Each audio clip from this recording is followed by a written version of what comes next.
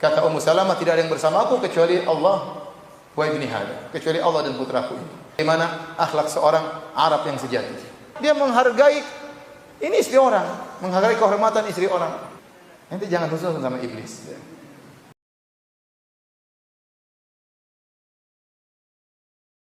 Di antara orang-orang yang terhalangi untuk berhijrah adalah Ummu Salamah radhiyallahu taala anha, ummul mukminin. Tatkala dia hendak berhijrah dengan suaminya Abu Salamah radhiyallahu taala anhuma, maka Abu Salamah menyiapkan onta untuk dinaiki oleh istrinya dengan putra mereka Salamah. Tatkala Abu Salamah mulai berjalan bersama istrinya meninggalkan kota Mekah menuju kota Madinah, tiba-tiba ada rohtu Ummi Salamah, yaitu kerabatnya Ummu Salamah, musyrik. Kerabatnya Ummu Salamah kemudian jengkel sama Abu Salamah, maka dia ambil tali kekang ontanya Ummu Salamah, kemudian dia bawa pergi. Jangan bawa putri kita. Kalau kau mau hijrah sendiri. Abu Salamah tidak berdaya. Akhirnya Abu Salamah terpaksa harus pergi. Waktu rohtu Abi Salamah, keluarga Abi Salamah juga musyrik. Jadi keluarganya Ummu Salamah musyrik, keluarga Abu Salamah juga apa? Musyrik. Yang Islam cuma Ummu Salamah sama Abu Salamah. Namun karena fanatik kesukuan, keluarga Abu Salamah juga marah. Maka mereka pun datang kepada keluarga Ummu Salamah. Kalian ngambil putra kami Salamah. Salamah itu bin Abi Salamah ya. Jangan. Akhirnya ditariklah Salamah, si kecil Salamah.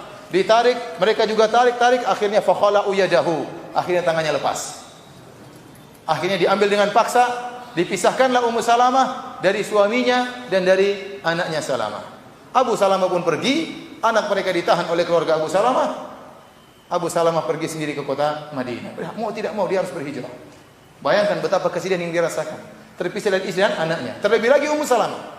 Maka Ummu Salamah bercerita, setelah itu Ummu Salamah tiap hari keluar ke Abtah, suatu tempat di kota Mekah.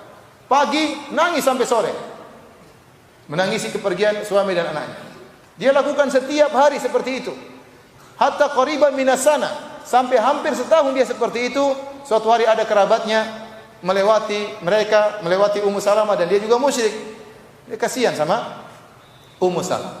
Maka dia pun ngomong sama kerabatnya, sudah biarkan dia pergi nyusul suaminya. Kalian telah menyusahkannya, kalian pisahkan dia dari suaminya dan putranya. Ini hampir setelah berapa? Hampir setahun seperti itu. Maka akhirnya mereka membiarkan Ummu Salamah untuk pergi. Kemudian akhirnya keluarga Abu Salamah juga kasihan. Akhirnya Salamah dikembalikan kepada Ummu Salamah.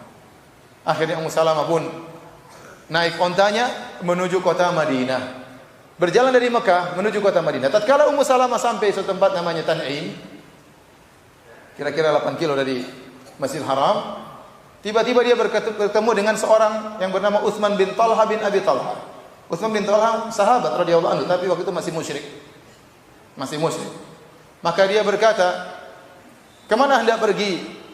"Aku hendak pergi ke suamiku di Madinah." "Man ma'aki?" "Siapa yang bersamamu?" Ya, maka kata Ummu Salamah, tidak ada yang bersama aku kecuali Allah wa ibni hada, kecuali Allah dan putraku ini. Akhirnya Utsman bin Talha kasihan. Maka dia pun mengantar Ummu Salamah berjalan dari Mekah menuju Madinah sekitar 450 km. Dan dia masih musyrik. Tapi lihat bagaimana akhlak seorang Arab yang sejati. Maka dia pun membawa Ummu Salamah. Ummu Salamah cerita, dia bawa, nanti kalau sudah mau istirahat, maka dia tundukkan ontanya, kemudian dia menjauh. Kemudian Ummu Salamah turun, Ummu Salamah pergi, baru dia datang ambil ontanya, dia bawa ontanya diikat. Nanti kalau waktunya berangkat lagi, dia bawa ontanya ke tengah. Kemudian dia tundukkan, kemudian dia pergi. Ummu Salamah naik, baru dia datang, baru dia tuntun Ummu Salamah. Setiap kali istirahat seperti itu. Dia tidak berbicara dengan Ummu Salamah. Dia tidak bilang, "Ukhti, gimana kabar anti?" "Kenapa anti seperti ini?" "Sabar anti. Nomor telepon anti berapa?" Subhanallah. Bagaimana dia memuliakan, ini istri orang. Dia tidak asal berbicara, dia menghargai, ini istri orang, menghargai kehormatan istri orang. Tidak seperti sebagian kita, kalau ngobrol sama istri orang lama, telepon sama istri orang lama, begitu sama istrinya sendiri, cepat nih, ada apa nih, cepat. Abi lagi sibuk. Begitu ngobrol sama istri orang, setengah jam lewat tidak terasa. Kalau WhatsAppan sama istri sendiri, cepat-cepatan. WhatsAppan sama istri orang, lama. Ada apa gerangan? Barang siapa yang berlezat-lezat ngobrol sama istri orang, ketahuilah syaitan sudah masuk ke dalam hatinya. Ya. Kenapa? Dia merasa kelezatan. Dan ini terjadi. Kalau ngobrol sama suami orang, ngobrol sama istri orang, lama-lama sama istri sendiri, sama suami sendiri, cepat-cepatan. Sama istri orang, sama suami orang, lembutnya luar biasa. Sama istri sendiri, sama suami sendiri, angkat suara. Angkat suara. Sebagian istri, kalau ngomong sama suaminya dengan suara yang kasar. Tapi kalau sama orang, mau pesan Grab, Mas, ini Grab, halus-halus ngomongnya. Mau beli bakso, Mas, apa ada seorang istri beli bakso dengan kasar? Pasti tidak. Tidak, Mas, baksonya Mas. Enggak ada. Tambah lagi satu mangkok Mas, enggak ada. Pasti, Mas, baksonya Mas, minta cukanya dong Mas. Pasti lembut-lembut. Sampai seorang berharap semoga coba seandainya saya jadi tukang bakso. Dilembutin sama istri saya. Baik hadirin dan hadirat yang Allah Subhanahu wa taala. Ya. Lihatlah bagaimana Utsman bin Talha. Sebagian ulama mengatakan dia ini orang yang baik.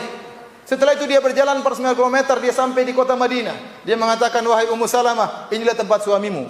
Falhaqi bihi. Pergilah nyusul suaminya. Kemudian dia pulang. Dia pulang sudah tidak minta pamrih, tidak mau pulang. Subhanallah. Kata sebagian ulama, kebaikannya inilah yang membuat dia mungkin suatu saat masuk Islam. Dan benar, dia masuk Islam kalau tidak salah tahun 7 Hijriah, tahun 6 Hijriah. Ya. Berapa tahun lagi semua kemudian. Tapi kebaikan yang ada dalam hatinya itu akhirnya mengantarkan dia ke dalam apa? Islam. Ini contoh lagi yang dihalangi untuk pergi berhijrah. Ya. Sebagian sahabat disuruh pergi, kamu boleh berhijrah, tapi hartamu tinggalkan. Sahabat pergi, biar hartanya diambil. Contohnya lagi ada yang ditipu. Suatu hari Umar bin Khattab dan Ayyash bin Abi Rabi'ah dan Hisham bin Al-As, mereka bertiga bersepakat untuk berhijrah bareng. Dan mereka ingin bertemu satu tempat namanya Tanatu. Barang siapa yang tidak datang, maka yang lain pergi. Ternyata mereka bertiga bersepakat, akhirnya Hisham bin Al-As ditahan oleh orang kafir Quraisy. Tinggal 2 orang. Pergilah Umar dan Ayyash bin Abi Rabi'ah menuju kota Madinah. Akhirnya sampailah mereka kota Madinah. Begitu orang Quraisy mendengar mereka sampai kota Madinah, datanglah Abu Jahal bersama saudaranya Al-Harith. Datanglah Amr bin Hisham, Abu Jahal Al-Makhzumi. Maka dia pun datang sampai kota Madinah, bertemu dengan Ayyash. Dan antara Abu Jahal dengan Ayyash ada hubungan kekerabatan. Waktu itu ada Umar, maka Abu Jahal berkata, "Ya Ayyash, sungguhnya ibumu telah bernazar tidak akan menyisir rambutnya sampai melihat engkau. Dan ibumu telah bernazar akan berjemur di bawah terik matahari sampai melihat engkau." Ayyash maka dia pun iba sama ibunya. Maka dia bilang, "Umar, saya ingin pulang. Kasihan ibu saya." Kata Umar, "Wahai Ayyash, jangan kau percaya Abu Jahal. Ma yuridun illa an yaftinuk an dinik." Tidaklah mereka inginkan kecuali agar memfitnahmu dalam agamamu. Ibumu kalau ada kutu sedikit dia sudah sisiran, jangan khawatir, kata Umar. Kalau dia kepanasan dia pasti masuk rumahnya, jangan khawatir, kata Umar. Tapi Ayyash kasihan. Saya tidak ingin ibuku seperti itu. Lagi pula ada hartaku saya mau ambil, kata Ayyash. Kata Umar, "Jangan wahai Ayyash. Kau ingin harta, kau tahu saya termasuk orang kaya. Setengah hartaku untuk engkau. Jangan pergi sama Abu Jahal." Tapi Ayyash bersikeras. Jadi ini namanya ya, husnudzon kepada Abu Jahal tidak pada tempatnya. Ya akhi, Abu Jahal asyaddu min iblis. Abu Jahal lebih parah daripada iblis. Ente jangan husnudzon sama iblis. Jadi Ayyash ini husnudzon tidak pada tempatnya. Kemudian akhirnya Umar berkata, "Wahai Ayyash, kalau memang kau harus pergi, ambillah ontaku. Ontaku ini dalul, najib. Ontaku ini patuh kepada yang menunggangnya dan dia berlari sangat cepat.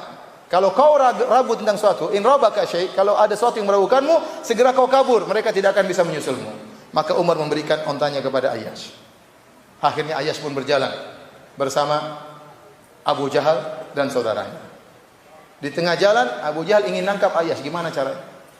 Abu Jahal pintar ya. Maka dia berkata, "Wahai Ayyash," dia pura-pura susah naik ontanya. "Onta saya ini susah dibawa jalan. Boleh enggak saya boncengan sama kamu?"